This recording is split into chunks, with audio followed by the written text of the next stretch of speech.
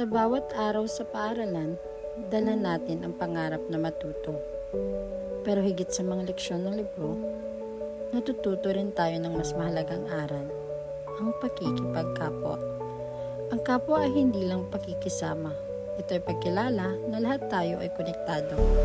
Kung may isa mang maiiwan, tayong lahat ay apektado.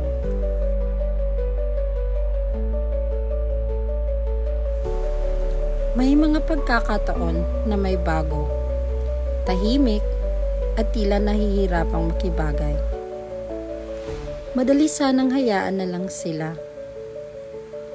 Pero mas makabuluhan kapag tayo ang unang lumapit. Kapwa ay pagkakaisa. Walang dapat maiiwan. Dahil mas nagiging buo at masaya ang pag-aaral kung lahat ay kasama.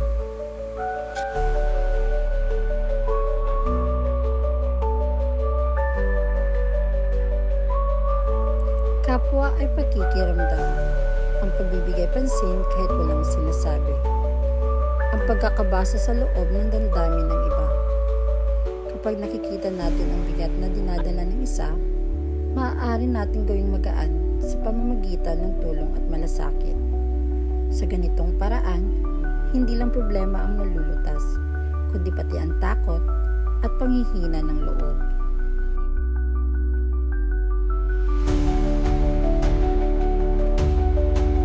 Hindi maiiwasan ang hindi pagkakaintindihan. Minsan, maliit na bagay lang, pero mabilis nagiging sanhi ng init ng ulo. Kapwa ay pag-uunawa.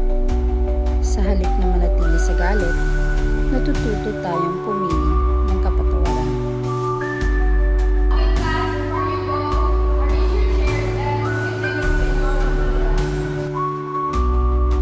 Ang ating paaralan ay parang pangalawang tahanan.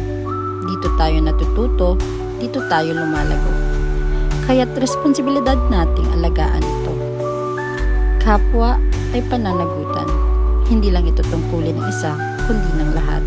Sa paglilinis, pagtutulungan at pag-aalaga, natututo tayong magbigay para sa ikabubuti ng nakakarami.